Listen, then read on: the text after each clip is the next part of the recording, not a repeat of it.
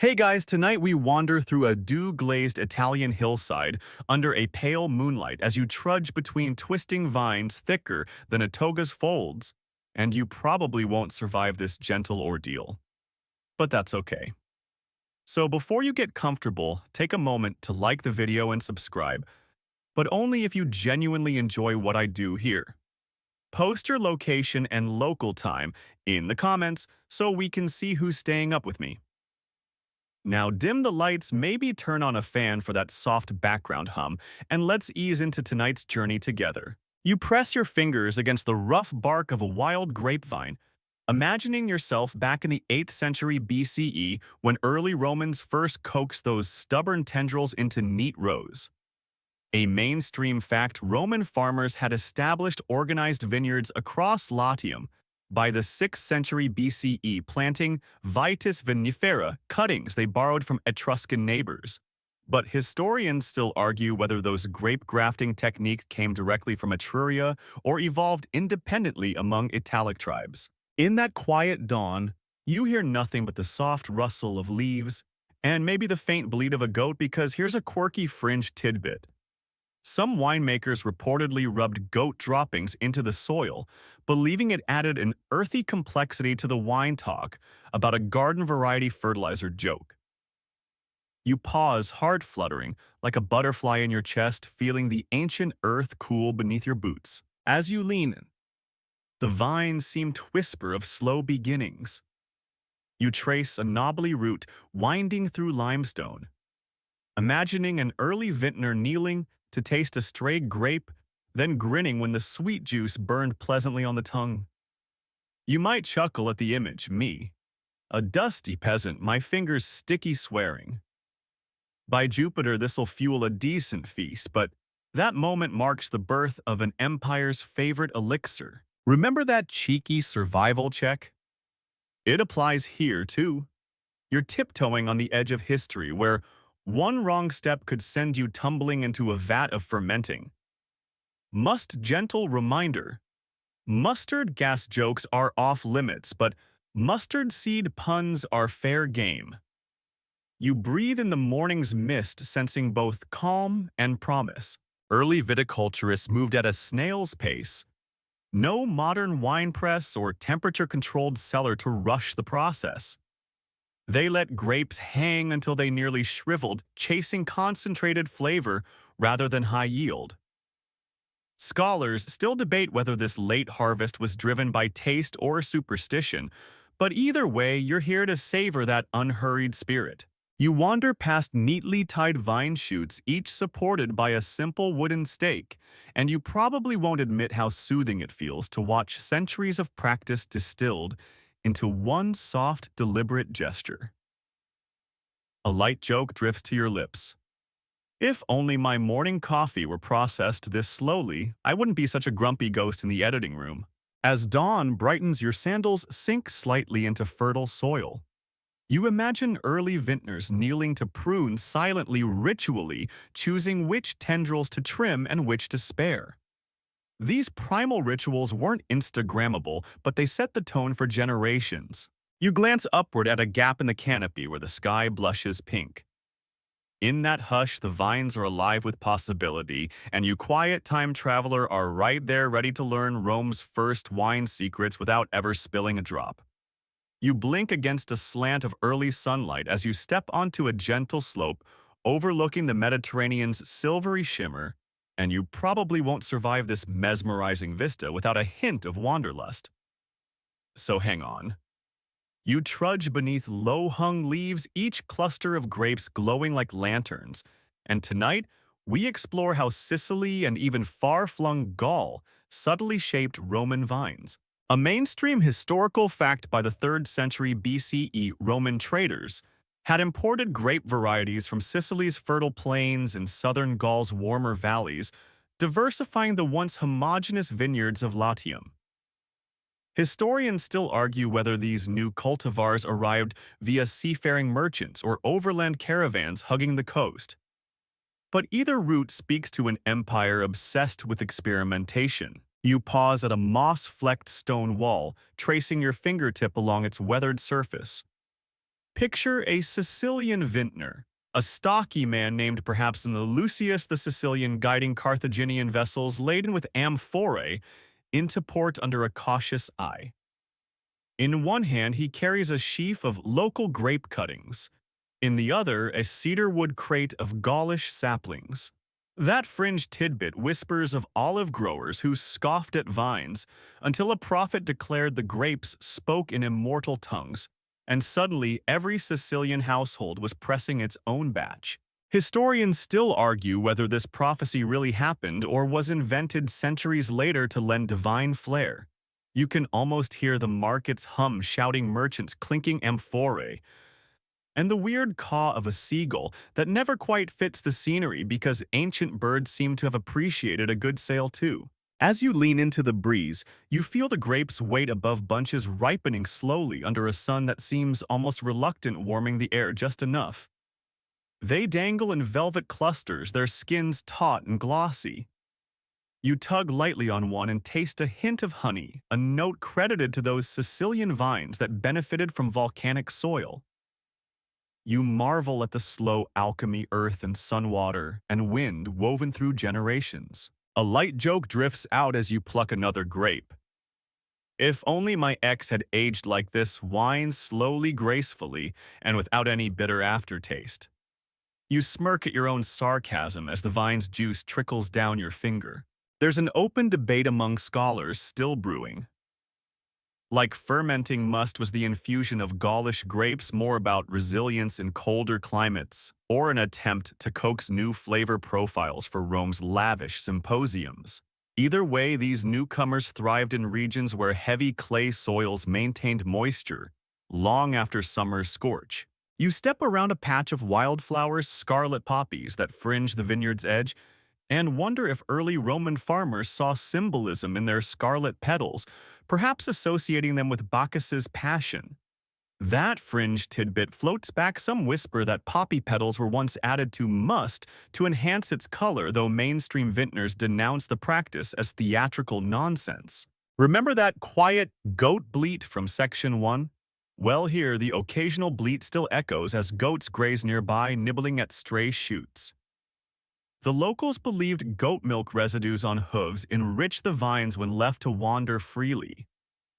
Historians still argue whether this was an intentional fertilizing technique or merely livestock roaming unchecked. You continue feeling each step as a soft massage against the fertile earth. Row upon row of vines stretch ahead, each subtly different in leaf shape, color, and fruit. The diversity speaks of countless trial-and-error experiments over decades, even centuries. You inhale deeply, tasting the sea breeze laced with grape vapors and salt. As the sun climbs, you imagine Roman aristocrats arriving on litter-borne couches, flutes playing softly. They sip chilled Falernian and murmur compliments on its newfound honeyed undertones, courtesy of those same Sicilian grapes. Symposium guests would politely debate whether the local taste trumped imported blends, and historians still argue whether such critiques were earnest or mere pretense. You step onto a flattened stone platform, perhaps once used as a tasting stage, and the vines arch over you like an emerald canopy. You feel awed by the silent conversations happening in each leaf's veined pattern, in each bud's promise of future harvests. By the time you reach the vineyard's far edge, you carry a handful of grapes, their skins warm and inviting. You've bridged culture's Laudium Sicily Gaul in a single, unhurried journey. And though you probably won't remember every grape's origin after a few sips, you'll feel the hush of history wrap around you, a gentle reminder that slow growth yields the richest stories. You take a final grape, letting its juice bloom on your tongue, then nod to the silent rows around you. You're part of that unhurried legacy now, a time-traveling connoisseur in search of the perfect sip. You trudge along a narrow path between two vine rows, the earth soft underfoot, and you probably won't survive this serene march without admiring the patience etched into each twisted trunk. Tonight, you witness the relaxed ceremonies marking pruning and planting seasons, rituals that felt more like a slow waltz than a mad dash. A mainstream historical fact. Romans celebrated the Vinalia Priora on April 23rd and the Vinalia Rustica on August 19th, ceremonies dedicated to Jupiter and Venus, where farmers offered libations to ensure healthy vines and generous harvests. Historians still argue whether these dates were purely agricultural markers or had deep zodiac-driven significance, but either way, the calendar itself moved at a more leisurely pace than today's bullet point deadlines. You stop beneath a low-hanging cordon-trained vine, its leaves whispering secrets in the warm breeze. Imagine a cluster of farmers donning wreaths of ivy and olives, some with togas stained purple, from last year's crush gathered around a small altar of dried grape stalks. They pour fresh must into terracotta bowls as prayers murmur, asking the gods to bless the woodcutters' shears and the young shoots waiting to burst in spring. Here's a quirky fringe tidbit. Some fringe agronomists claim certain villages anointed their pruning tools in diluted wine, believing the residual alcohol would ward off evil spirits that caused vine diseases. Mainstream vintners scoffed, calling it drunken superstition, yet locals insisted the ritual left a faint nose of flavor in next season's yield. You might smirk, thinking, if only my hedge trimmer required a wine rub, my backyard would taste like a Merlot. You glance down at your own hands, imagining them stained with wine as you snip a stray shoot. The popped snick of the pruning shear echoes like a metronome, reminding you of life's rhythms. A light joke bubbles up. I hope Bacchus doesn't mind me borrowing his nail polish. Walking on, you pass a slender sapling freshly planted in a square patch of turned soil. The young vine's leaves fold hesitantly toward the sky. You kneel and press a fingertip into the moist earth, feeling its cool give. This simple act honors Ceres's bounty, an agrarian callback to Section 1, where goat-dropping fertilizer whispered of earthen complexity. You recall that goat bleat echoing through Sicilian vineyards, now replaced by the soft hum of cicadas, as if every season has its own soundtrack. A modern aside drifts to mind. Pruning reminds you of your own haircuts, snip here, trim there. Yet no salon offers the sensory luxury of a dew-scented morning scissors glinting against sunlight filtering through leaves. You might think my stylists never offered goat-dropping highlights and chuckle at the absurdity. Historians still argue whether vine priests led these seasonal ceremonies or whether everyday farmers performed them, and which model actually produced better wine. Yet either tradition speaks of community gathering, slow discussions over mixing libations, and gentle pacing. You feel part of that debate as you listen to the rustle of leaves above. Midway through the row, you see a small clay jar half buried beside a marker stone. Some claim Romans once used diluted wine as a mouthwash during these rituals, believing it purified both body and spirit before touching the vines. You imagine a serious vintner swirling purple liquid, gargling with solemnity, then offering a toast to clean mouths and healthier vines. You laugh quietly. Picture the image in a modern dentist's office, grape-flavored etchant approved by the Roman Dental Association. Between vines, you notice symbols carved on stones, grape clusters, dancing satyrs, and occasionally a cryptic spiral meant to protect against vine-cleaving winds, a fringe superstition passed down from Etruscan neighbors. You pause to trace one spiral, feeling the rough stone under your fingertips, and wonder whether the wind really heeded these magical markings or just laughed at the notion, swirling dust in mocking delight. A breeze stirs a golden pollen that drifts like falling snow. You inhale deeply, tasting pollen's faint sweetness mingled with grape must. It feels like breathing history itself every exhale, a gentle exhalation of centuries-old devotion to slow craft. You press onward, advancing to a larger clearing where a dozen farmers stand in a loose circle, shears in hand.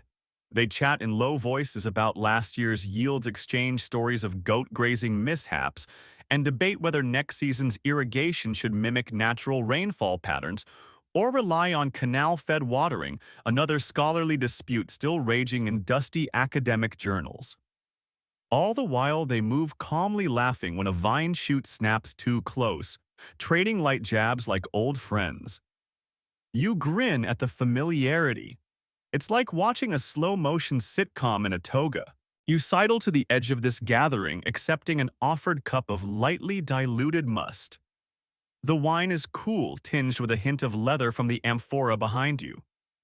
You sip, feeling the liquid's warmth spread languidly through your chest. A light joke surfaces, finally a coffee that doesn't require me to be awake to enjoy it. Continuing on, you reach the planting area where new vines rest in furrows cut by wooden plows.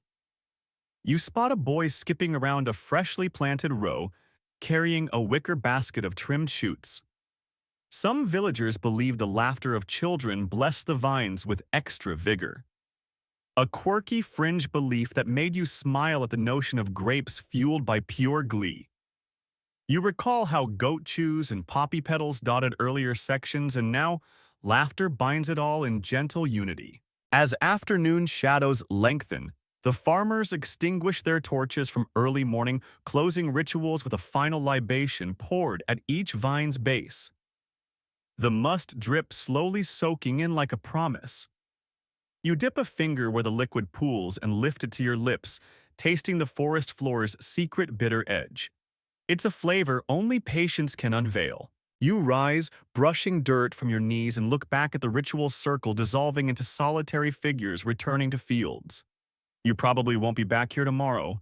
Life pulls you onward, but tonight, you carry this scene in your mind like a pressed vine leaf in a book.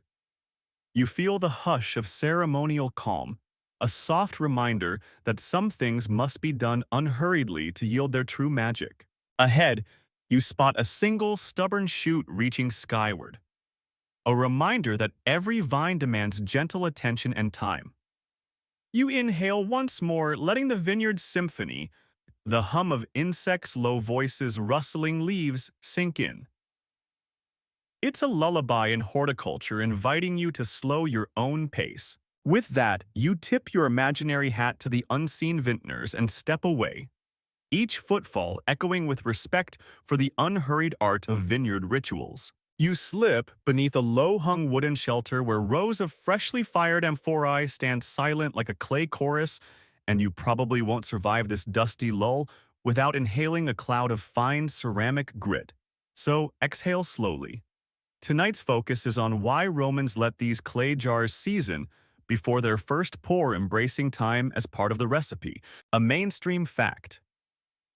Roman amphorae, often made from local terra sigillata clay, required weeks of drying and firing before they were deemed stable enough to hold fermenting wine.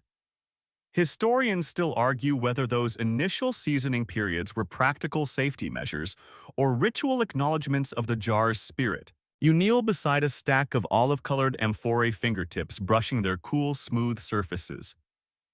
Picture a potter in a soot-stained tunic, carefully turning each vessel on a simple wheel carved from stone. The fringe tidbit here is that some workshops inscribed tiny prayers or doodled whimsical satyrs on the jar's belly, believing those images would imbue the wine with playful character. You chuckle, imagining an amphora sporting a cheeky grin, ready to tell jokes after a few sips. As you trace one jar's rim, you feel slight imperfections, tiny ripples where the clay resisted the potter's hand. These quirks, far from flaws, were considered part of each jar's personality. A light joke crosses your mind. Better that than an amphora with a bad attitude. Behind you, a slow murmur of footsteps marks vintners inspecting the storage house. They tap each vessel with a slender stick, listening for a dull thud indicating a uniform wall thickness. You might imagine the scene as a choir rehearing every tap a note, every echo a promise of consistency. Historians still argue whether the potter's prayers scratched into the clay had any effect on fermentation or were merely a craftsman's signature. Either way, these marks endure as archaeological breadcrumbs guiding modern scholars in dusty labs. You grin at the thought. Imagine archaeologists in 3,000 years praising your doodle as critical to understanding amphora performance. A modern aside drifts. You think of your own coffee mugs, mass-produced and glitch-free but devoid of soul. You tug a loose leaf from a nearby vine roller between thumb and forefinger and imagine an amphora bearing that leaf's veins etched into its body. Your mug could use some character. You muse maybe next time you'll doodle a smiley face on it. The jars stand in neat rows on stone platforms, teased by afternoon light filtering through slats overhead. The air smells faintly of clay dust mingled with residual must from the previous season. You lean in and inhale. It's like tuning into history's most subtle perfume.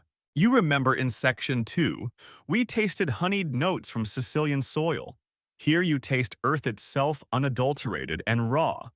The unhurried seasoning period, sometimes lasting up to a full moon cycle, allowed the clay to bond and micro cracks to heal, preventing spoilage. Scholars still debate whether some workshops intentionally left minute cracks to let the wine breathe, a fringe technique whispered about in ancient trade logs. You stand and wander deeper into the amphora hall rows, stretching like silent sentinels. Each jar looks identical until you notice slight variations, a faint spiral. Here, a thumbprint, there, an idiosyncratic crease like a birthmark. Each speaks of a potter's unique touch and the time taken to perfect the vessel. A light joke surfaces. If only my team meetings were as patient. Imagine waiting a month just to open the amphora marked Q2 profits.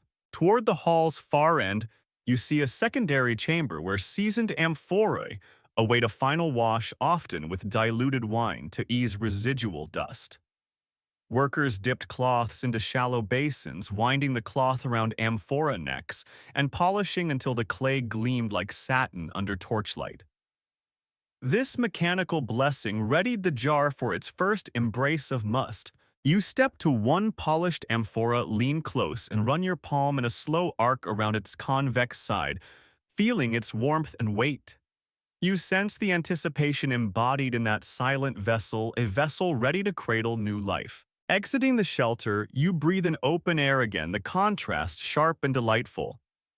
Behind you, the amphorae stand like patient sentries, reminders that even containers need time to find their strength. You carry that lesson forward, not just wine, but ideas, relationships, and even you benefit from a moment to season.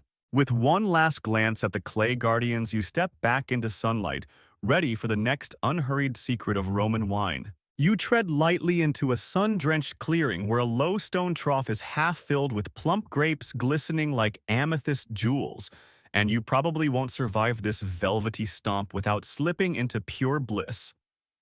So tighten your sandals. Tonight's lesson is the surprisingly gentle art of treading grapes by foot, a tradition as sensuous as it is unhurried. A mainstream historical fact. Romans had been using simple wooden or stone wine presses since the 3rd century BCE, but foot stomping, known as calcitranda, remained popular in smaller estates well into the imperial era, prized for its delicate pressure that preserved precious grape skins and seeds. Historians still argue whether calcitranda was a nostalgic holdover or a deliberate quality control choice favoring artisanal batches. You slip off your shoes and wiggle your toes in the cool grape mass. The skins yield under your weight with a gentle squish, releasing sweet must that pools beneath your arches. A fringe tidbit whispers that some vintners scented their feet with rose oil before stomping, believing the floral notes would infuse the wine with subtle perfume. You wiggle an ankle, giggling at the thought of a vineyard perfumed by your toes. A light joke drifts. If only my morning run came with scented socks. Imagine the compliments at the locker room. You press down again, slow and deliberate, letting the grapes burst beneath you like tiny party poppers celebrating harvest. Around you, a small group of laborers stands at ease, some gossiping in low tones about the latest amphora deliveries, others humming soft folk tunes that echo off vine-laced walls. You lean forward, tracing the rim of the stone trough with a fingertip, tasting a drop of must that slips between your fingers, tangy, cool, with just a hint of bitterness from the skins. Each sip feels like the harvest's heartbeat. Historians still argue whether Calcitranda truly improved flavor or simply made a theatrical spectacle for visiting nobles, but either way it endured through centuries as a cherished ritual. You imagine a Roman matron in flowing stola, her hands on her hips, watching her workers stomp in unison declaring, "This is how we ensure our Falernian remains unrivaled." You lift a foot concerned you might slip and the workers offer sturdy wooden rails for balance. You grip them, leaning back into the terrace's stone wall, and glance upward at vine canopies dripping with future fruit. This tactile immersion connects you to a lineage of artisans who trusted human touch over mechanical force. You recall Section 4's silent amphora hall, where clay jars patiently seasoned. Here, the press of a bare foot becomes the final seasoning for the grape's flesh. The contrast thrills you like a whispered secret. You draw in a slow breath, letting must-scented air fill your lungs. A modern aside surfaces, you think of those high-tech juicers in your kitchen, whirring at dizzying RPMs, efficient, yes, but soulless. Here, every stomp is a conversation. You ask the grapes to give their best and they respond underfoot. You murmur, "Take it easy, it's not a sprint." Between stomps, you hear a distant debate rising among the laborers. Some claim that pressing by machine crushed too many seeds, lending harsh tannins. Others argue that manual methods couldn't match the consistency of wooden presses. Scholars still argue whether the subtle nuances of human stomping truly outweighed the efficiency of mechanical leverage, but you relish the ambiguity. It feels like you're part of a living argument rather than an academic footnote. As you step out of the trough, your feet sticky with purple juice, you're handed a fresh loaf of rustic bread and a cup of lightly pressed must. The winemaker invites you to dip the bread, tasting the bread's soft crumb mingled with grape sweetness. You close your eyes, savoring the blend earthy grain cut by fruity tang. A quirky fringe detail drifts back. Some winemakers once rolled fragrant bay leaves across the grapes before stomping, believing the aromatic oils mingled with must to ward off spoilage. You inhale deeply, imagining bay leaf breeze swirling around your head, and nod in approval. You sit on a low bent, legs dangling as the must trickles around your feet into a waiting basin. The rhythm slows to a comfortable lull, and you notice how the workers now step lightly, their movements measured and gentle as if dancing a vine-born ballet. The scene moves in slow motion, each step a deliberate stroke in an ancient painting. A light joke surfaces. "This beats my weekly spin class, no lycra required." You laugh quietly, tasting must on your lips. A scholar's phrase echoes. Historians still argue whether regional variations in calcitranda, some estates even used goat wool mats to cushion feet, were driven by climate or by eccentric noble preferences. That image makes you smile, a marble-booted patrician in a toga lining up on goat wool, determined to preserve every nuance of flavor. You rise, brushing stray grape skins from your calves, and stand barefoot on sun-warmed stone. The trough behind you is a mosaic of broken skins and scattered seeds, a testament to patient handcraft. You pat your own chest, feeling the must-scented air settle like a soft cloak around your shoulders. Raising your cup of must, you offer a silent toast to every foot that trod before you, every scent-infused step that whispered love songs to the grapes. You lift the liquid to your lips, the vibrant tang unfolding slowly on your palate. As you turn to leave sandals back on, you notice tiny grape tendrils creeping toward the trough's edges as if curious to see what all the fuss is about.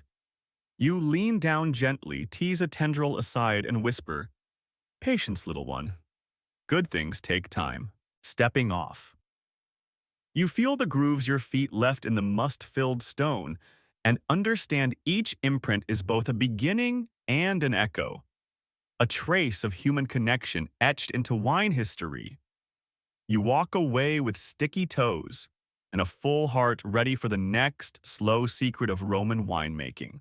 You step into a shadow-draped cellar where barrels and jars line the damp walls, and you probably won't survive this cool hush without savoring the scent of fermenting must, so breathe deep.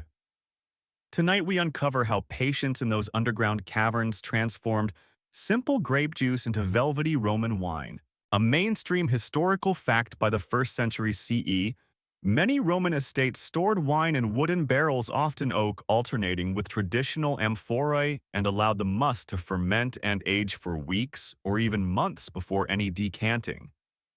Historians still argue whether barrels truly outperformed amphorae in preserving flavor, or if their popularity was driven more by convenience for transport. You advance between the vessels, noting the barnacle-like growth of pale mold on some oak staves, a fringe tidbit suggesting certain cellar masters encouraged surface chill fungus to develop, believing it regulated humidity and gave wine a unique earthy edge.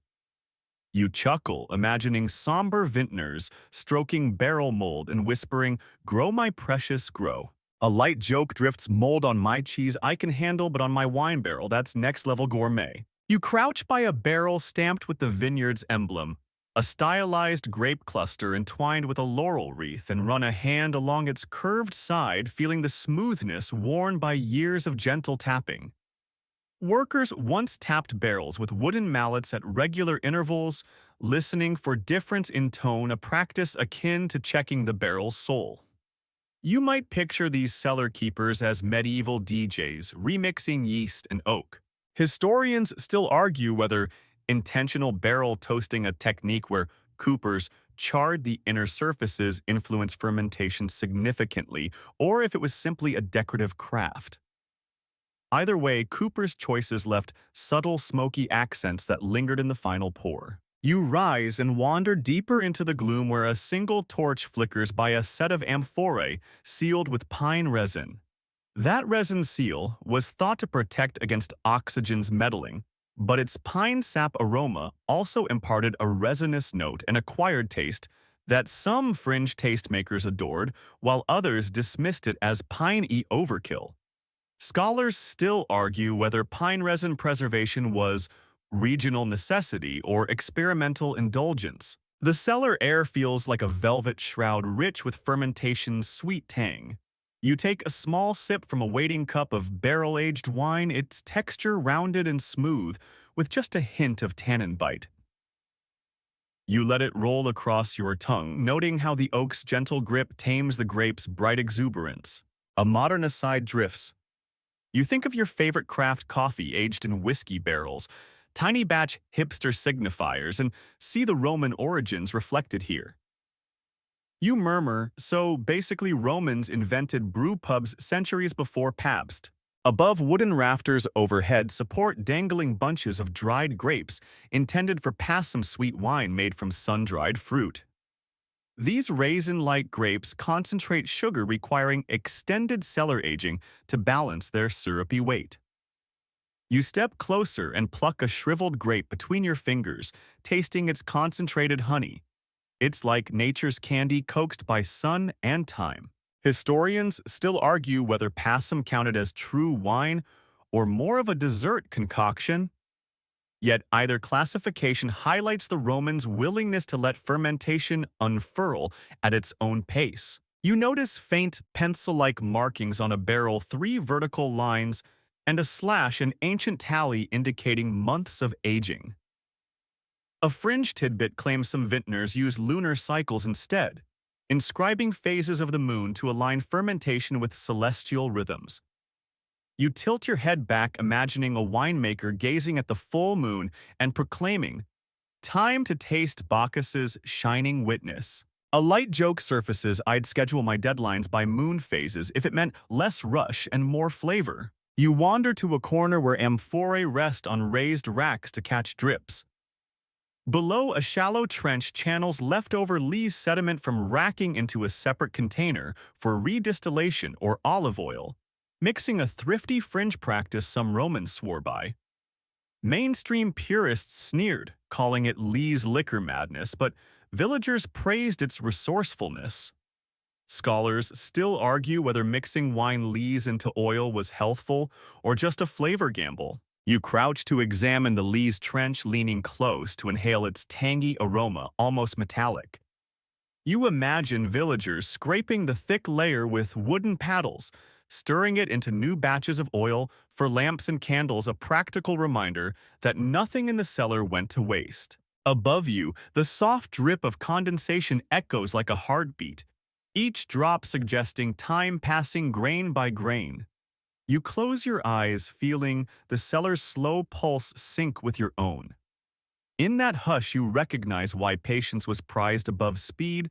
Fermentations left unchecked frothed violently, caramelizing sugars into scorching heat and sour disappointments. But here, under watchful eyes and gentle taps, complexity blossomed. You stand brushing cellar dust from your tunic and raise a palm to trace the barrel's aging marks lines, scribbled by vintners. Long gone. Their slow scribbles echo centuries of unhurried devotion. You sip again, savoring warm vanilla and faint smoke, then acknowledge a silent toast to every laborer who waited, watched, and whispered to their barrels. As you turn toward the stairs leading back to sunlit fields, you feel the weight of hours held in wooden staves and clay jars. You step up, leaving the cellar's velvet dark behind, carrying its secret wisdom. Good wine, like good stories, demands time to breathe. You step into a mellow patch where sunbeams filter through vine leaves onto a row of both barrel ends and amphora necks, and you probably won't survive this tableau without pondering which vessel reigns supreme, so prepare for a slow duel. Tonight we weigh the cozy embrace of wooden barrels against the snug hug of clay amphorae, a debate as old as Rome's first vineyards.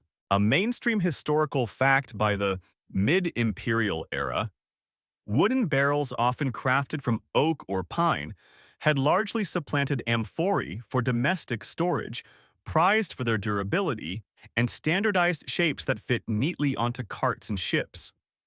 Historians still argue whether this shift was driven more by logistical needs for empire-wide trade or by genuine improvements in wine quality. You circle a stout barrel, your fingertips grazing its staves, then drift to an amphora embossed with a vine motif tracing its curved belly until your palm finds the pitted thumbprint of its maker. Fringe whispers suggest that some coastal estates deliberately aged small batches in half barrels, buried neck down in sand, to maintain constant temperature, an illicit hybrid technique purists called amphorelia. You snort softly at the word, imagining cheeky traders smuggling buried half-barrels under the cover of night torchlight, dancing on their conspiratorial faces. You toss a light joke into the hush. If only my student loans could hide underground like those barrels. Between vessels, the air smells of damp earth and sawdust. You lean close to the amphora's resin-sealed lip, inhaling a pine sap tang that lingers on your nostrils. Then you inhale the barrel's smoky warmth, rich with tannins that wood imparts over months of slow maturation. It's as if each vessel breathes its own story and you're here to eavesdrop. A modern aside drifts. You imagine your coffee mug versus your favorite travel thermos. One stylish but fragile, the other sturdy but bland. You realize that choice matters even for containers. You murmur, "Give me a barrel over a paper cup any morning." The vineyard manager approaches, offering 2 small cups, one filled from a barrel tap, the other poured from a fresh amphora. You lift them both, noticing the barrel wine's rounded edges and a whisper of vanilla, while the amphora sample snaps with brighter fruit notes and a fleeting mineral bite. You taste the oak-warmed velvet, then the clay-kissed sparkle. Each sip a chapter in this age-old argument. A scholarly phrase echoes softly. Historians still argue whether the porous clay of amphorae allowed beneficial micro-oxygenation that barrels couldn't, or if amphora storage only worked in certain climates. You feel part of that dusty academic back and forth as you savor both. You wander over to a half-sunken amphora, its neck wound in wicker for easier lifting, and admire the coil's craftsmanship. Fringe lore claims some vintners lined amphora interiors with beeswax to prevent seepage, a technique abandoned after nobles complained the wine tasted too sweet, like cured honeycomb. You laugh quietly, picturing a Roman gourmand fanning his nose, declaring, "I seek fine wine, not breakfast condiments." You brush dust from a barrel's iron hoop and notice faint scorch marks, the residue of charring when coopers toasted the wood to strengthen it. Mainstream records confirm that barrel toasting stabilized wooden staves and imparted smoky accents many Romans adored. Historians still argue whether deeper charring produced a more robust flavor or simply disguised mediocre must. A light joke surfaces.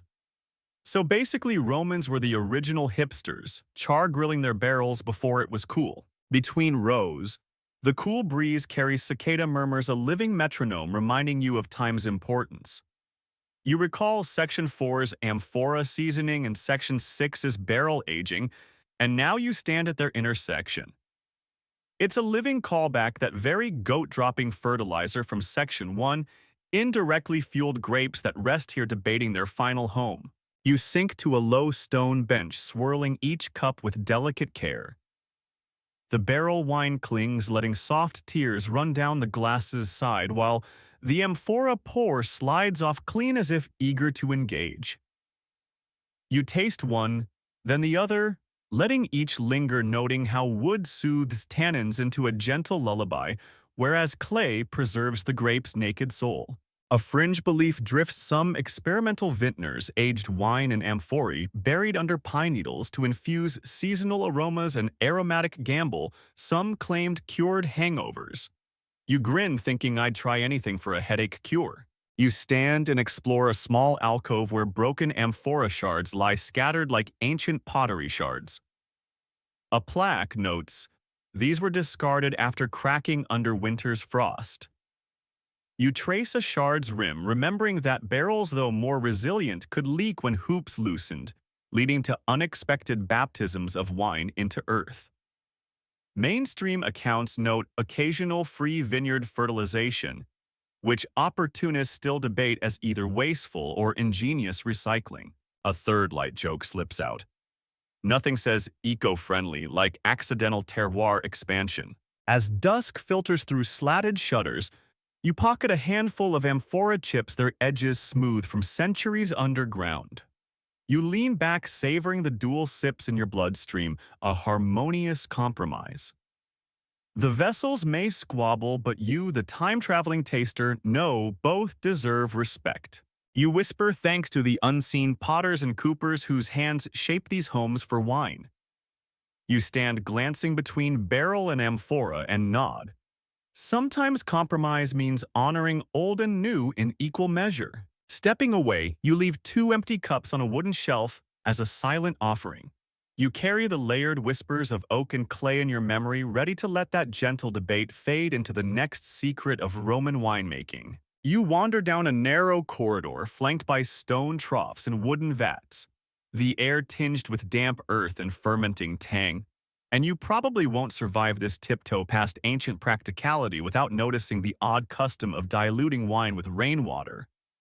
Tonight's quirky spotlight is on the fringe practice Romans used to slowly merge pure grape juice with collected sky drops. A mainstream historical fact.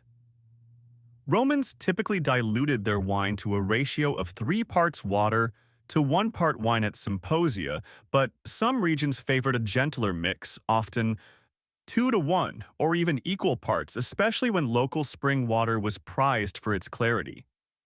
Historians still argue whether dilution served primarily to temper alcohol's kick or to stretch precious vintages for more guests, but either way, water's inclusion was an art, not an afterthought. You step beneath a moss-dark arch, where a slate basin holds crystal-clear rainwater gathered from clay rooftops.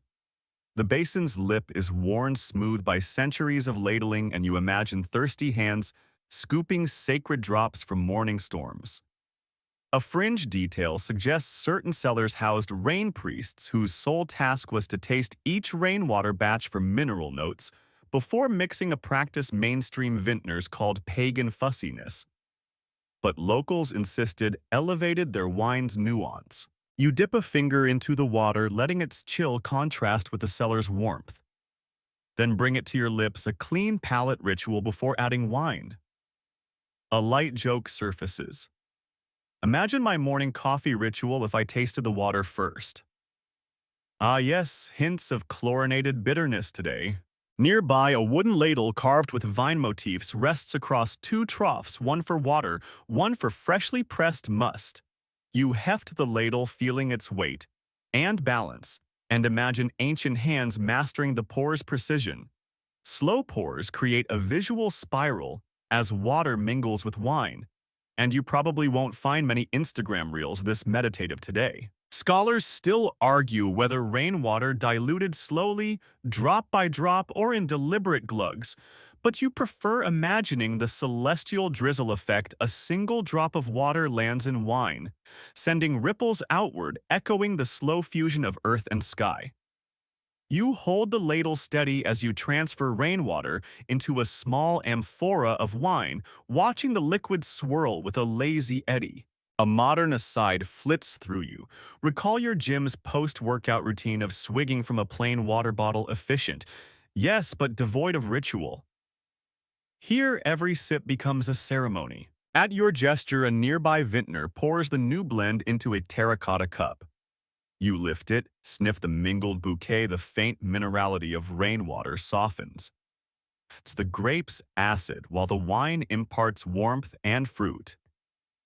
You taste a sip, letting the calm contrast settle on your tongue, before following with a sip of pure water for comparison. The difference is subtle but profound, like adding a whisper of salt to chocolate, unexpected yet wholly balanced. You glance at a carved inscription on the basin's edge. Aqua larga vinum, tarta. A cryptic maxim, meaning plentiful water-patient wine. Fringe lore claims novice vintners would recite this phrase before every mix, treating it as both caution and benediction. Historians still argue whether this saying truly dates to early Republic eras or was a later poetic invention, but either way, it endures as a distilled wisdom. The cellar's murmur hushes here, as if the walls themselves respect the slow merge. You sit on a low stool, the stone's cool embrace grounding you, watching droplet rhythms on water's surface. A stray moth flutters near a torch, its wings brushing warmth into the air, another slow spectacle in this unhurried tapestry. A light joke drifts. I'd schedule my entire social calendar by drop rates, if it meant half this tranquility. Nearby, a small jug of spring water stands beside a flask of well-trodden sea brine. Some coastal estates added a pinch of salt to their rainwater before mixing, believing it replicated the Mediterranean mist they admired. Another fringe flourish mainstream. Vintners deemed unnecessary, but coastal gourmands swore by. You taste a fingerprint of salty air in the diluted wine and nod. It conjures distant waves, foam-kissed against rocky shores. You recall the goat-dropping complexities from Section 1, the Sicilian grape influences of Section 2, and the pruning blessings of Section 3, all converging here in liquid unity. This gentle alchemy bridges elements grape, earth, water, air, each requiring its own pace to integrate. Suddenly, the vintner beside you motions to a narrow channel carved into the floor. In this trough, they poured off excess water that settled atop a must before final aging. You peer in, noticing sediment patterns left by repeated dilutions, rings like tree growth marks, indicating each season's adjustments. Fringe enthusiasts analyze these rings to deduce historical weather patterns and harvest yields, though mainstream scholars caution that such reading risks conjecture.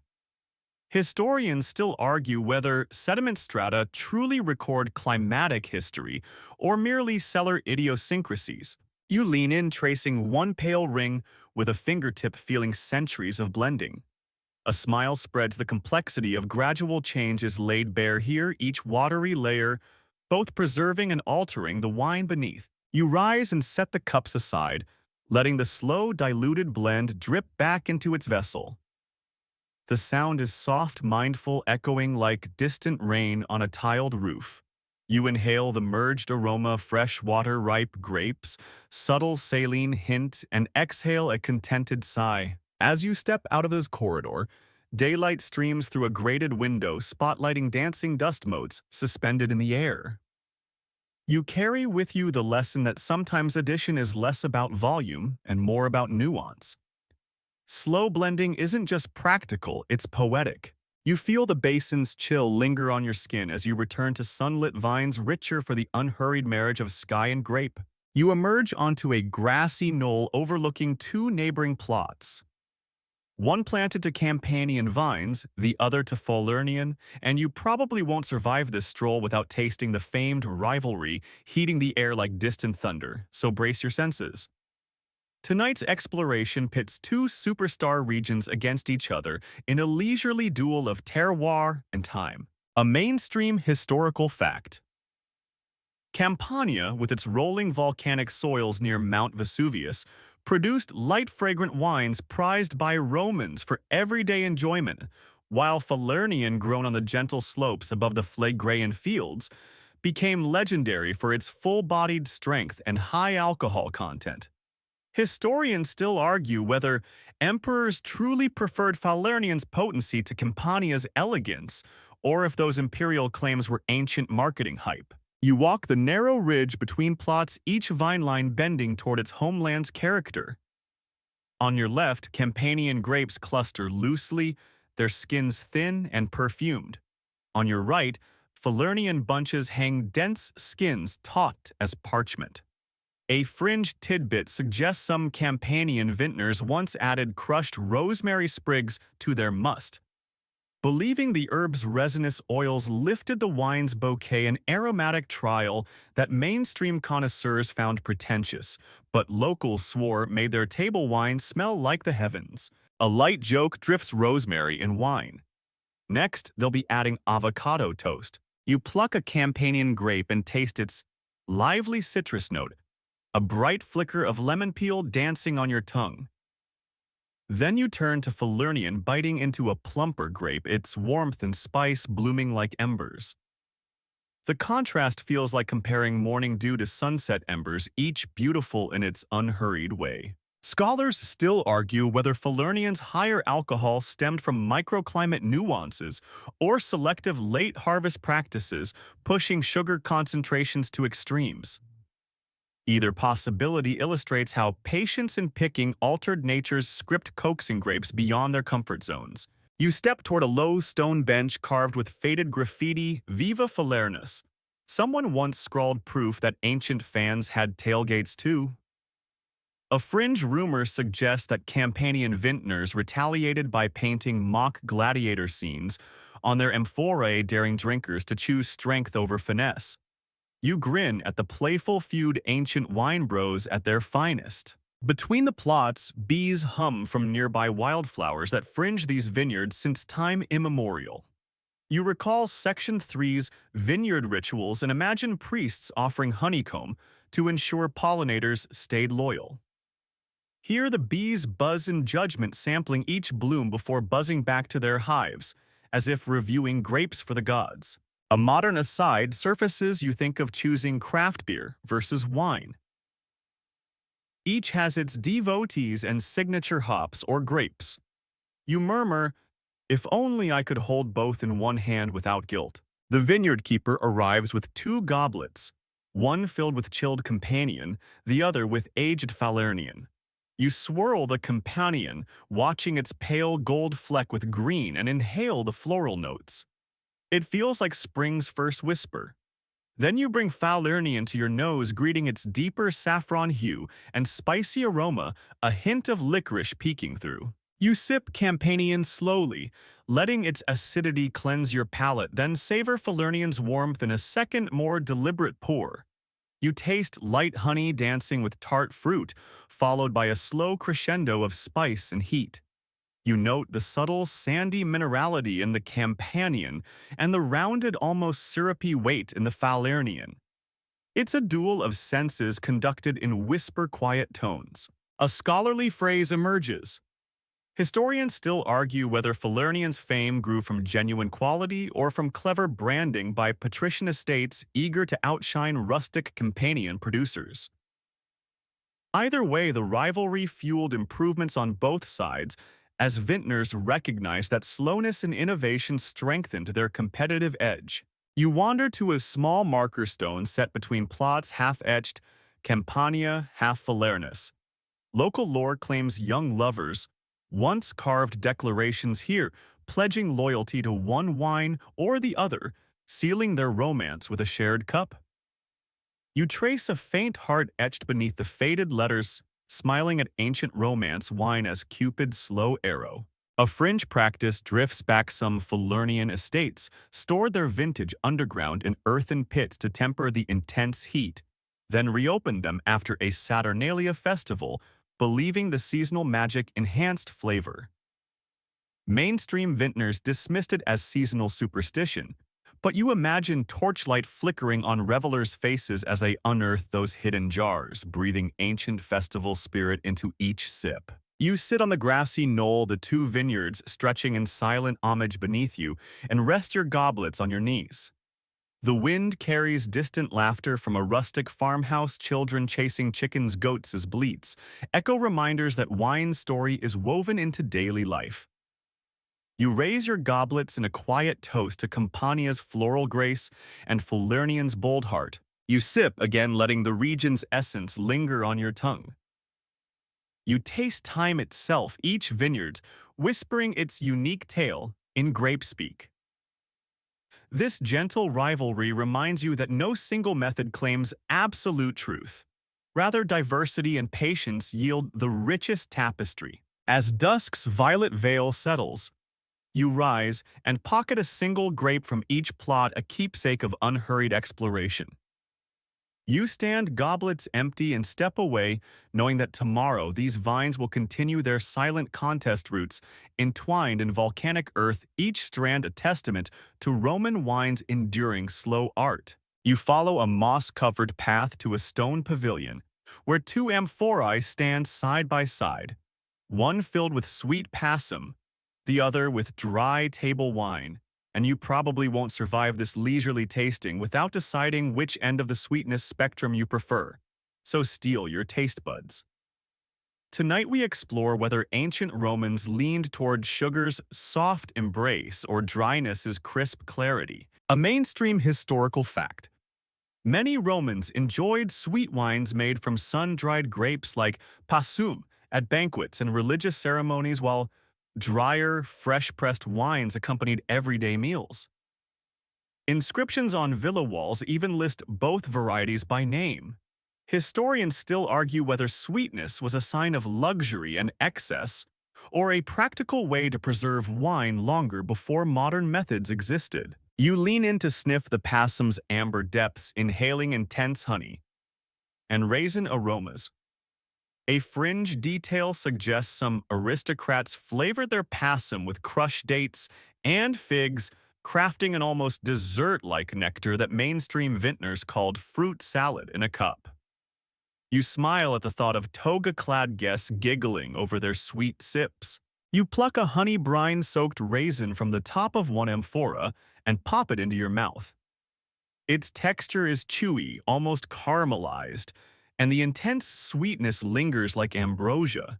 You might joke, if only my morning cereal tasted this decadent instant, diabetes guaranteed. Next, you hold the cup of dry wine to the light, its clear hue reflecting olive groves beyond. You sip slowly, tasting crisp green apple, a wisp of chalk, and a clean minerality that wakes your senses. The dryness feels like an archetypal palate cleanser between richer dishes. You think, this is basically vintage ancient water, just add grapes. A scholarly phrase drifts, and historians still argue whether dry wines were more common among commoners and sweet wines reserved for elites, or if sweetness pervaded every layer of Roman society, masked by rituals of dilution. Either way, the sweetness debate shaped consumption patterns across the empire. You sit on a low stone bench, pop an olive into your mouth, then wash it down with dry wine, its gentle tannins cutting through the olive's brine. You recall Section 8's rainwater dilutions, And imagine how sprinkling a few drops of passum into water might make a surprisingly luxurious aquamulsum, the honeyed wine-water blend served at dawn. A fringe tidbit floats back some coastal villas bottled passum in amphorae lined with fig leaves, claiming the leaf oils lent an exotic perfume. Mainstream critics scoffed, but you can almost taste that heady fig undertone in your glass. You nod appreciatively and murmur, the original artisanal leaf wrap, centuries before eco-friendly packaging. Between sips, you notice a small carved relief on the pavilion wall. A Bacchic procession led by a woman holding a cup of sweet wine in one hand and a laurel branch in the other, symbolizing the dual virtues of pleasure and victory. You trace its contours, feeling the ancient stone's cool solidity under your fingertips. A light joke surfaces. Bacchus probably would have started a craft brewery if he lived today. Can you imagine? Hoppy Dionysus IPA? You rise and peer into each amphora's top. One shows sugared residue clinging to the rim, while the other's clean lip glints with fresh moisture. You dip your finger into both sweet and dry unite on your tongue, a sensory yin and yang. Scholars still argue whether certain regions produced sweeter wines due to climate constraints or deliberate preference. But noting how some villas served multiple varieties simultaneously suggests Romans reveled in choice.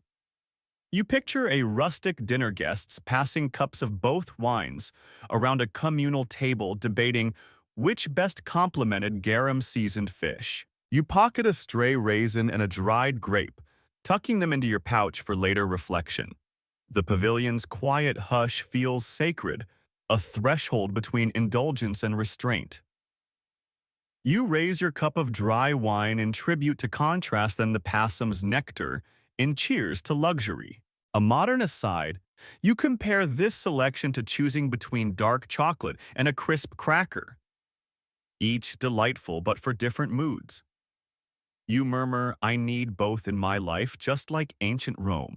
As dusk deepens, you step away from the pavilion grapes and olives tucked safely for morning's contemplation.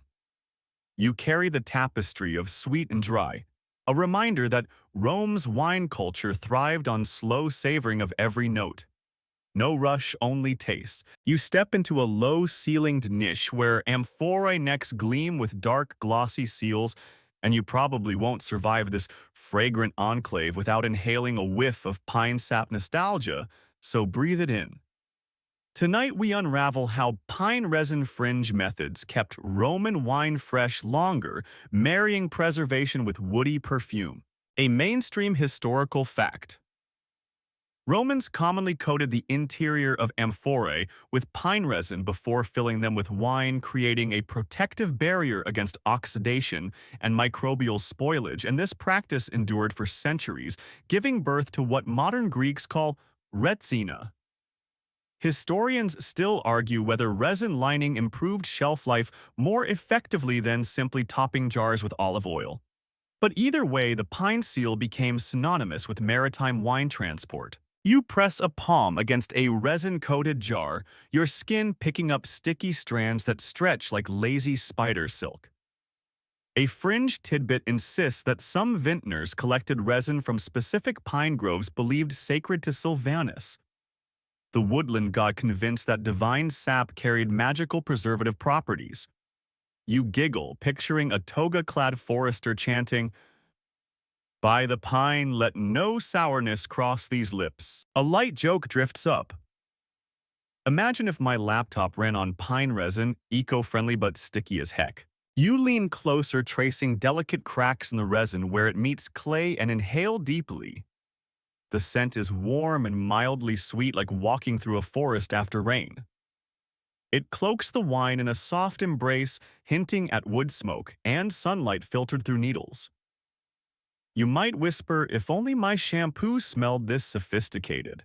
Across the room, a vintner stirs a pot of melted resin over a low flame, watching it bubble into molten amber.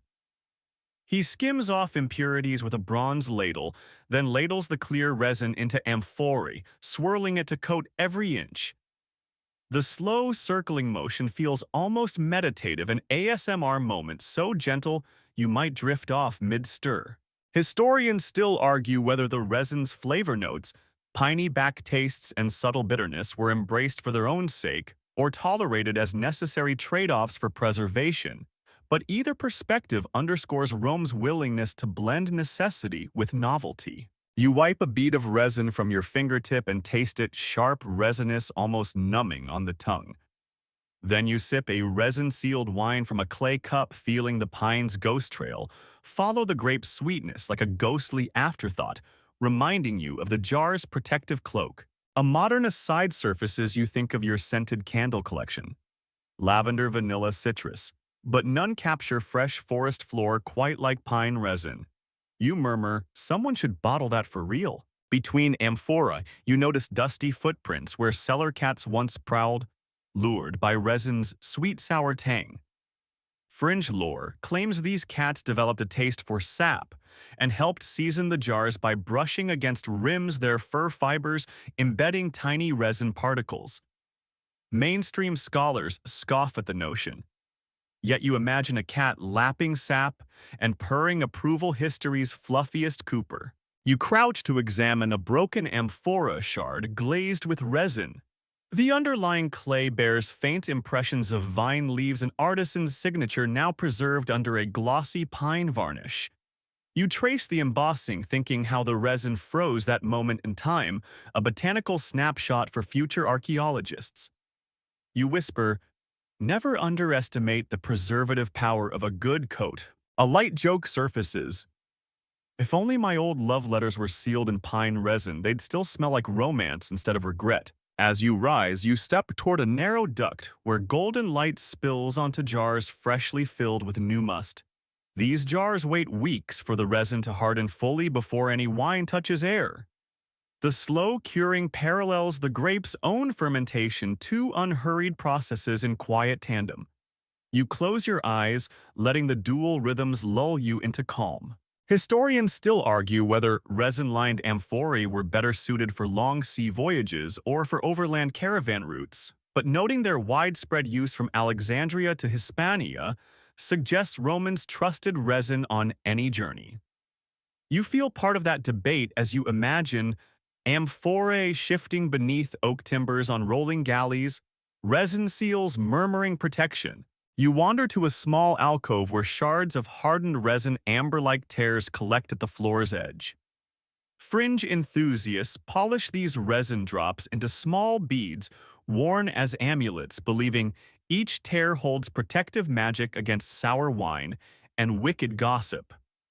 You smile at the quaint superstition, a grape belly ache. Just chew on this pine amulet. Between the jars, the soft hum of distant conversation drifts in, a reminder that cellar walls hold more stories than just recipes. You recall Section 7's barrel versus amphora debates and Section 8's rainwater mixes and see how pine resin bridges both. It's a barrier against air, like a barrel head, yet a clay jar's companion against spoilage. You tip one resin-coated amphora sideways, testing its seal, and hear only a slow, muffled swish, the sound of wine held fast. That hush speaks volumes, time distilled into stillness. You're tempted to press your ear to the jar, but resist. No need to rush the secret. A scholarly phrase echoes softly. Historians still argue whether pine resin methods spread from Phoenician traders or were an indigenous Roman innovation, but either way, the technique underscores an empire's enduring quest to marry flavor and function. You step back, resin still clinging to your fingertips, and wash them under a nearby basin of clear spring water. Vessel's cleansing ritual echoing earlier dilutions. You smile as the resin peels away in curling sheets, like memories shedding their sticky edges. A light joke surfaces. Would you look at that, my fingers finally exfoliated. You shake out the resin fragments and set them aside with care, marveling at their hardened beauty. Then you breathe in once more the cellar's atmosphere, steeped in pine-scented calm and the promise of unhurried enjoyment. As you leave the resin corner behind you, feel the pine's whisper linger in your mind, a reminder that preservation, like patience, demands its own slow ceremony. You step towards sunlight, ready to explore Roman wine's next secret at a similarly unhurried pace. You slip into a dimly lit triclinia, where low couches ring a long stone table set with amphorae and water jugs, and you probably won't survive this leisurely banquet without noticing each deliberate pour, so steady your hand. Tonight's ritual is the slow, graceful mixing of water and wine at the Roman dinner table, a dance of elements performed with casual precision. A mainstream historical fact. Romans traditionally mixed wine and water at symposiums, often using a crater or large mixing bowl, then ladling the blend into individual cups. The typical symposium ratio ranged from 2 parts water to 1 part wine, though elite banquets sometimes favored equal parts. Historians still argue whether this dilution primarily served to moderate alcohol's strength for prolonged conversation or to stretch precious vintages across many guests. But either way, the ritual underscored communal sharing. You settle onto a plush cushion, the cool marble beneath whispering against your skin.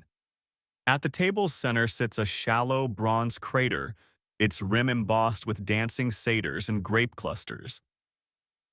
A server clad in a simple tunic lifts a ladle brimming with water, its surface reflecting torchlight like molten silver. With an elegant flick of the wrist, she tilts the ladle, releasing a single arc of water into the ruby wine droplets, causing gentle ripples across the mix. You lean forward, intrigued by the ceremony's slow ballet. A fringe tidbit suggests that some hosts added water drop by drop, sometimes hundreds of drips per mixing, to achieve the perfect rain-kissed texture, believing the ritual's slow pace coaxed out hidden aromatic compounds. Mainstream diners scoffed at the fussiness, but admitted those slow drips created a smoother mouthfeel. You imagine an ambitious guest testing the drips with a counting finger, whispering, 1, 2, 20. Is this a symposium or a spa treatment? A light joke drifts. If only my morning coffee were treated with such reverence, my barista would need a patent for drip therapy. As the water meets wine, a swirl of crimson and amber rises, and you sniff the blend notes of fresh grape and spring stream harmonizing in midair. The room's hush hums with anticipation. Each guest awaits their turn, eyes dancing as they watch the crater's calm surface break into soft waves. You recall Section 8's rainwater rituals and see how this tavern's practice echoes that ceremony, bridging vineyard practicality with dining elegance. It's a callback to the moss-dark basins where rainwater first mingled with must. The slow pour here becomes an act of poetry. Historians still argue whether the mixing ratio varied by region. Etruria's symposia preferred richer blends, while Campanian villas went lighter, or whether patrons' whims dictated every cup.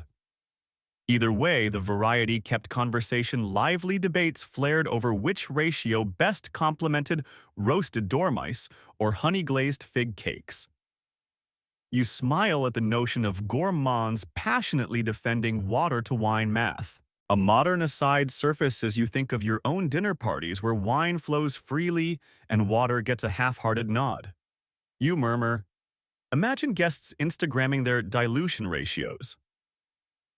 2 to 1, Tash wet wine. You watch as the server dips the same ladle into the crater, then gently pours the blend into a clay cup beside you. The pour is so steady you almost hear the drummers roll in slow motion. You lift the cup, its weight surprising in your hand, and take a tentative sip. The liquid is cool, balanced, the grape's warmth tamed by crystalline water, a subtle handshake between earth and sky. A fringe belief drifts back. Some dinner hosts consecrated their water in small shrines before mixing, sprinkling a pinch of ground barley to ensure the element carried protective blessings. Mainstream guests found it theatrical, but those who partook swore each sip felt like a communion with Ceres herself. You imagine barley grains bobbing in the crater's depths, tiny guardians of temperance. A light joke surfaces I'd consecrate my office water cooler, but I'm not sure HR would approve the barley. Between pores, you notice a carved wooden ladle handle shaped like a dolphin, its curved tail forming the scoop. Fringe scholars claim dolphins symbolized fluid harmony and aquatic callback, emphasizing water's equal role. Historians still argue whether such symbolism shaped the ritual's etiquette or was mere decoration, but you appreciate the artistry. You lean back, catching your reflection in the wine's glossy surface torchlight, haloing your face, eyes bright with curiosity. The server circumnavigates the couch, repeating the slow drip performance at each place setting. Guests murmur compliments on the host's art of the pour, calling it the evening's centerpiece. A mainstream account notes that improper mixing, too fast, too sloppy, was considered impolite, akin to sloshing soup over a guest's lap. You imagine a rambunctious senator accidentally spilling wine in haste, drawing stern glares from a staid equestrian. You chuckle. Imagine the roast so-and-so more spill than skill. As the last drop trickles into your cup, you raise it in a silent toast to the symphony of balance. You sip again, noticing a whisper of mineral coolness smoothing the wine's edges. You feel an unhurried contentment settle in your chest, as if the ritual's pace has slowed your very heartbeat. Scholars still argue whether water was added before or after wine in official symposia, an esoteric etiquette debate, but some argue reversing the order prevented abrupt temperature shifts. You picture a toga-clad aristocrat flipping philosophical arguments about heat transfer with equal gusto. You set your cup aside on a soft linen mat and close your eyes, letting the slow drip's memory ripple through you. This is living history distilled into each measured pour. You rise, patting the cushion's braided edge, and step toward the courtyard's open air, your mind humming with the crater's gentle waves. As you leave, the triclinia torches gutter softly, and you carry the lesson that balance emerges not from haste, but from careful rhythm. The slow pours water into wine, sky into earth, remind you that every nuance deserves its whispered moment. You step into a sunlit courtyard where pale banners flap lazily in the breeze, each emblazoned with scrawlings of harvest dates and lunar symbols, and you probably won't survive this glimpse without squinting at cryptic scribbles, so lean closer. Tonight's secret lies in the quirky practice of dating wine, by the unhurried mood of its harvest, an ancient form of labeling by tempo. A mainstream historical fact. Roman vintners often inscribed the harvest year and even the specific day onto amphora handles or barrel staves to track age and provenance. Sometimes they added festival markers like after Saturnalia to note the vintage's festive roots. Historians still argue whether these inscriptions serve primarily as quality controls or functioned as branding tools to distinguish elite estates from rustic producers. But either way, labeling was more art than afterthought. You crouch before a row of jars stacked too high against a vine-draped wall. On one, a neat inscription reads, Anno Primo Vinalia Priora. Year 1 Early Wine Festival, marking grapes picked just after April's Vinalia Priora. On another, a spiral moon, accompanied by the note, Post Luna Crescentem, indicates the second lunar phase harvest, believed to imbue wine with calm clarity. A fringe tidbit suggests some winemakers hired amateur poets to craft mnemonic couplets. Little rhymes like, when two moons glow, let harvest go, and scratch them onto clay. Mainstream epigraphers derided these as barbaric jingles, but locals claimed the verse helped harvest hands remember precise timing without riding off to consult calendars. A light joke drifts. If only my calendar alerts rhymed. When the moon's half bright, declutter tonight. You trace the raised letters with a fingertip, feeling the slight ridge where clay met stylus. The inscription's deliberate slowness mirrors the season's pace. Each scratch required care lest a misshapen letter turn crescent into crescent. You imagine a tired scribe blinking in torchlight, murmuring, "By Bacchus, why did I agree to rhyme everything?" Between jars, a wave of warm air carries the scent of dried herbs hanging overhead, thyme bay, and something faintly floral. You recall Section 11's pine resin seals and sense how each preservative choice left its own aromatic signature. Here, tempo labels act as olfactory bookmarks, guiding tasters to specific harvest moods. Historians still argue whether these lunar and festival annotations correlated with actual flavor changes. Did grapes picked under a waning moon truly taste calmer? Or was the belief a self-fulfilling prophecy born from poetic flourish? Either way, the practice underscores Romans' eagerness to marry astronomy and agriculture in slow ritual. You rise and wander to a wooden crate piled with vintage samples. Each small amphora carries a paint-drawn icon. A plump grape for fall harvests, a slender leaf for spring, alongside numeric dates like Ides of September. A fringe account whispers that some estates synchronized harvest with local theater performances, inscribing masks of tragedy or comedy to denote flavor profiles. Tragedy for robust dramatic wines, comedy for light jovial sips. You grin at the theatrical flourish, a Roman patron selecting wine based on his mood for drama or laughter. A modern aside surfaces, you think of QR codes on today's bottles, efficient yes, but cold. These hand-etched symbols feel like handwritten letters compared to digital barcodes. You murmur, "I'd scan a tragedy mask just to see its story." Leaning against the vine-streaked wall, you lift a small jug marked with concentric circles and the phrase "Tert Tium Mas August," third month of Augustus. Our August. You inhale honeyed vapors rising from its opening grapes baked by midsummer sun. Their sugars thicken to syrupy intensity. Each symbol and scratch becomes a sensory key unlocking vintage textures, earthy, floral, or spiced. You taste a dribble, noticing how labels guided your expectation. A jug marked after crescent moon tastes serenely balanced, while Ides of September bursts with late-season warmth. You savor the contrast like reading two chapters in different handwriting styles. A light joke surfaces. "If only my wine app recommended by handwriting analysis cursive for calm, block letters for bold." Between sips, you notice a cluster of empty amphorae bases adorned with 3 vertical bars, a shorthand indicating third harvest often used when the main window ran long, and vintners rushed final picks. Fringe lore claims that those rush harvest wines sometimes developed a wild funk prized by some as rustic rebellion, though mainstream taverns refuse to stock them. You imagine adventurous drinkers lining up for a taste of organized chaos. A scholarly phrase drifts back. Historians still argue whether the frequency of harvests 2, 3, or even 4 per season reflected climate changes or deliberate experimentation. Some estates pursued quadrennial picks to coax diverse flavors, while others stuck to a single patient harvest. Either approach reveals Rome's flair for methodical or delightfully eccentric innovation. You wander toward a low table where a vintner shows you a sealed scroll containing poetic instructions. "When morning mists cling to grapes, let scythes sleep another day."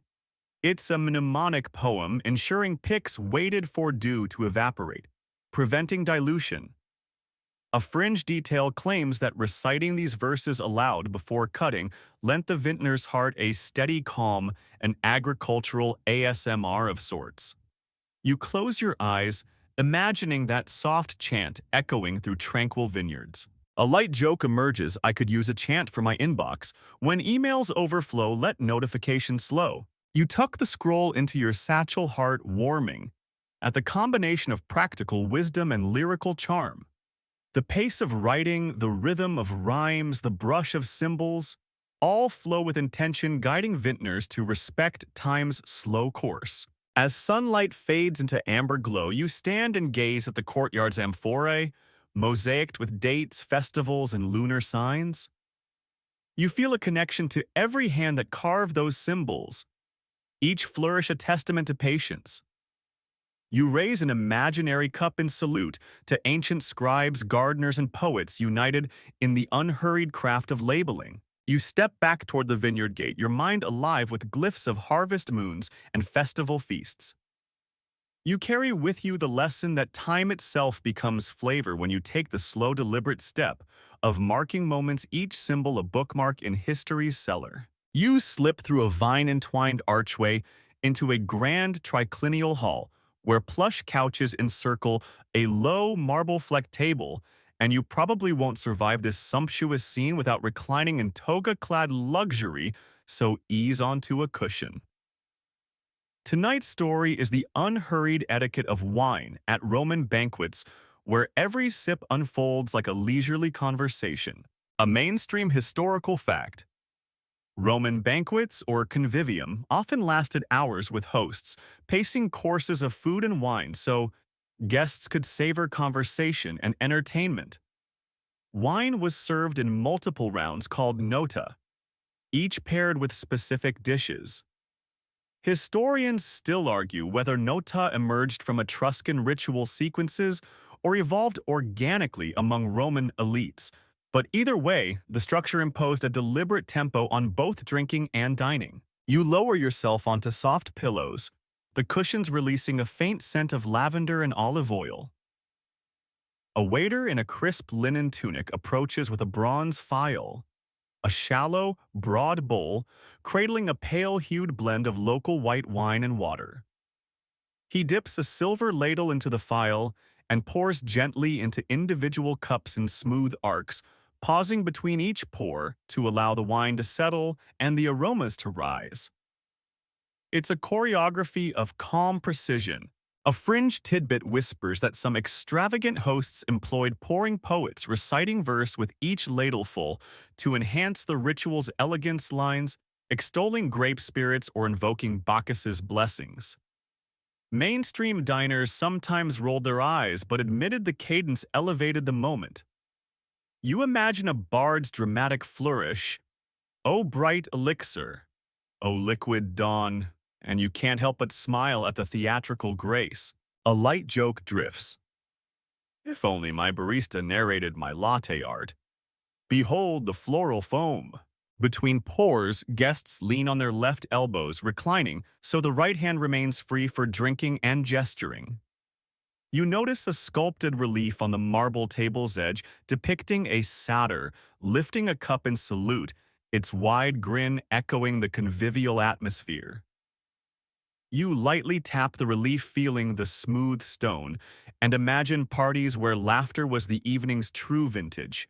Historians still argue whether reclining was adopted purely for comfort or as a status display. Slaves remained seated while citizens lounged, but either interpretation highlights wine's social power. You glance across the hall to a seated freedman sipping quietly, his chirpy eyebrow raising at the next course's arrival. The contrast reminds you that banquet etiquette was as much about hierarchy as it was about leisure. As the first nota ends, servers clear cups and refill phials with a darker barrel-aged red. The shift signals a transition from lighter appetizers, fresh fish, and honeyed cheese to heartier fare. Roasted pork, glazed with garum and figs. Guests pause conversation to inhale the wine's richer bouquet, letting the air wine interplay awaken appetite. You lean forward, eager for your cup, noting each gulp will be matched to a dish. A modern aside surfaces, you think of tapas bars, where small plates arrive endless and wine flows freely. Yet here each course pauses conversation for reflection, a mindful interlude between bites and banter. You murmur, "I need a notice system for my snack breaks." A fringe practice emerges.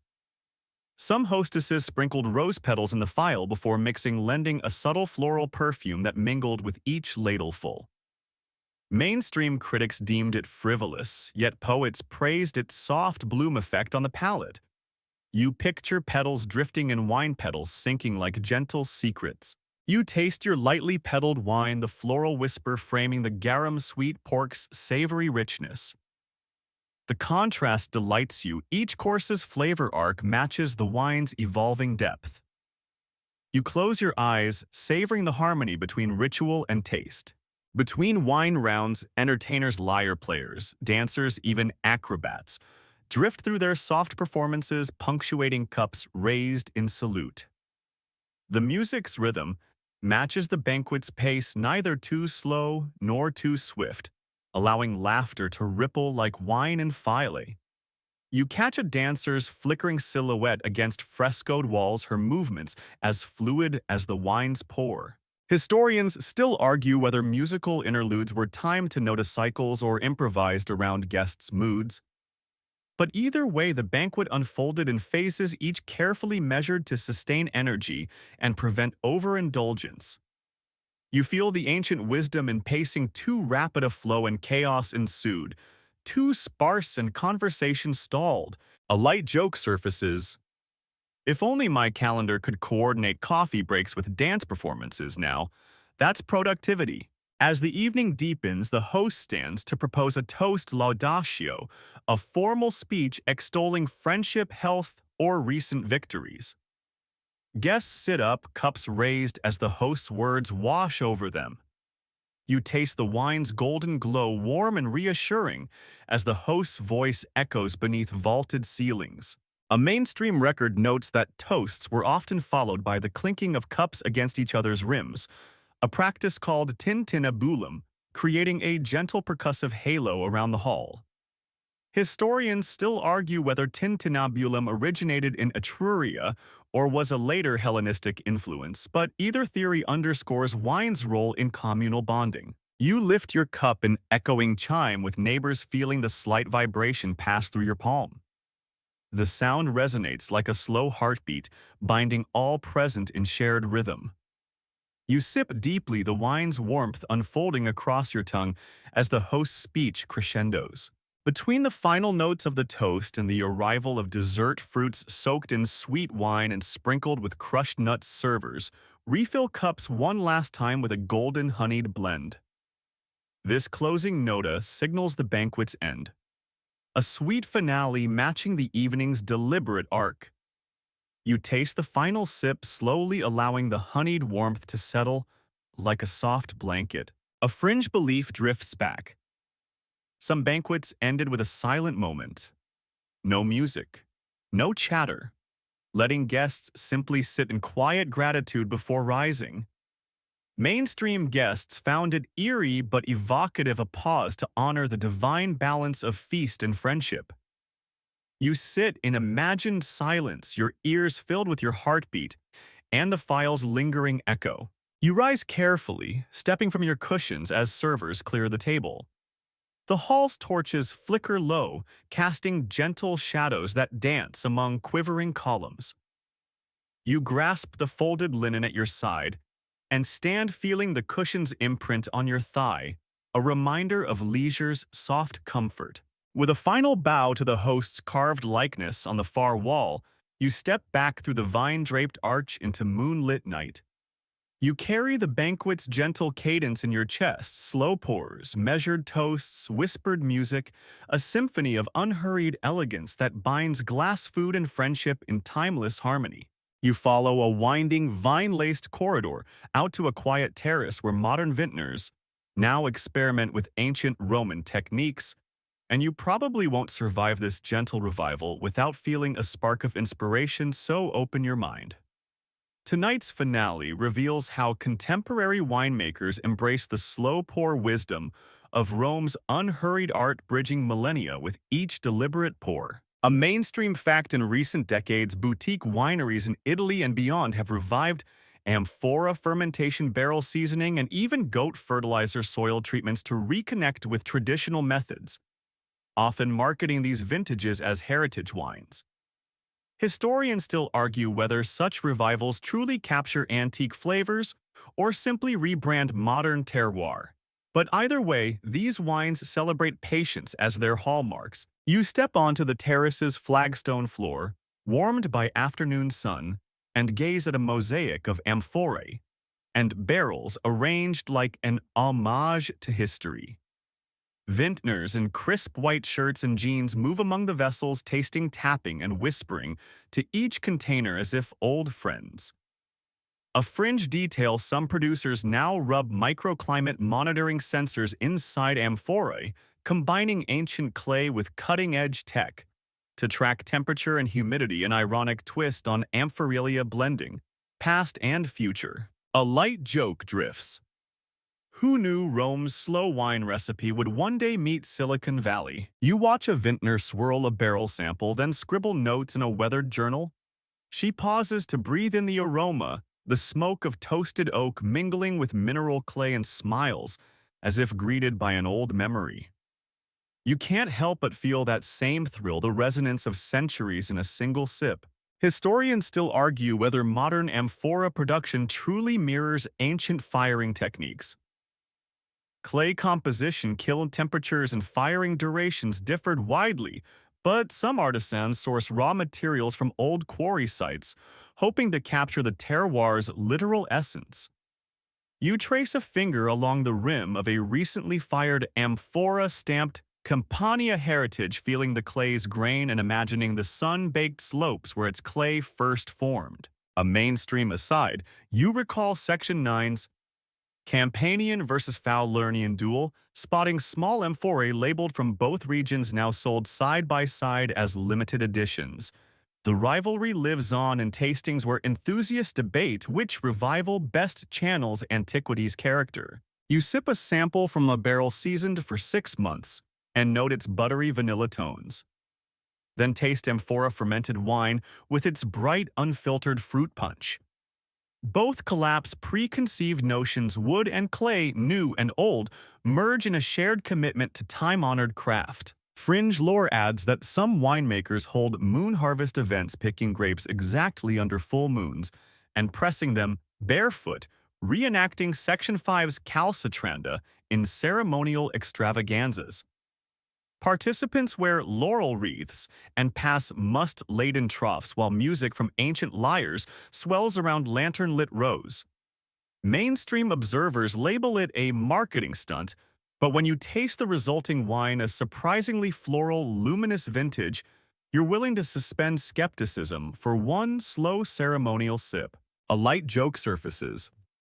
Next time, I'll just wait for the moon to spell-check my calendar. As the sun dips, you wander to a low wooden table where modern amphorae sit alongside jars of pine resin and bay leaves. Winemakers demonstrate sealing jars with fresh resin harvested at dawn, echoing Section 11's pine tar rituals, and sprinkling bay leaf infusion to impart herbal complexity. You inhale the resin's warm smoke, then taste the bay's subtle edge. The flavors flicker like coals glowing in evening shadows. Historians still argue whether these revivals produce genuinely ancient-sounding wines or simply novel curiosities, but you feel no need to resolve the debate. The point isn't authenticity, it's the slow, mindful process that connects vineyard to glass. A modern aside drifts. You think of your own rush-hour commute and how little of life you taste when speed is the goal. Here, every stomp, stir, and seal encourages you to pause, breathe, and savor. You step toward a small hearth where grapes roast on a flat stone slab, an experimental nod to Passum production. The winemaker offers you a tender bite of warm raisin, its sugars gently caramelized. You close your eyes, letting the concentrated sweetness bloom like an ancient sun, and whisper, "Marry me, Passum." Between demonstrations, you observe a slow drizzle station where water and wine blend, drop by deliberate drop, a living callback to Section 8's rainwater rituals. Each dripping arc shines in twilight, reminding you that complexity emerges from patience's rhythm. You raise a glass in silent salute to the terrace's collective energy, a tapestry woven from goat fertilizer, foot stomps, barrel taps, resin seals, and symbolic inscriptions. You lift your glass, its contents glinting in the fading light, and taste the evening's final note. A blend of history and innovation, slow-cooked, passion passed across ages. A scholarly phrase lingers. Historians still argue whether unhurried methods hold more value as cultural nostalgia or practical quality enhancers. But as you stand here, glass in hand, the debate falls silent before the tangible delight of slow-crafted wine. You breathe deeply, letting the terrace's cool breeze carry grape-scented whispers across each vessel. Heritage Wines may be a modern label, but tonight, you feel the threads of time binding you to every vintner who ever waited weeks, months, years for fruit to transform into liquid memory. As twilight yields to star-etched sky, you pocket a small vial of barrel char, a shard of amphora, and a single drop of fresh must tangible echoes of an unhurried lineage. You take a final sip from your glass, now empty but resonant with history's echo. You step away from the terrace's edge, sandals whispering on stone, and feel the legacy of leisurely wine flow through your veins. A gentle reminder that life, like wine, rewards slow pours and patient hearts. Now soften your breathing and cushion your thoughts in velvet calm.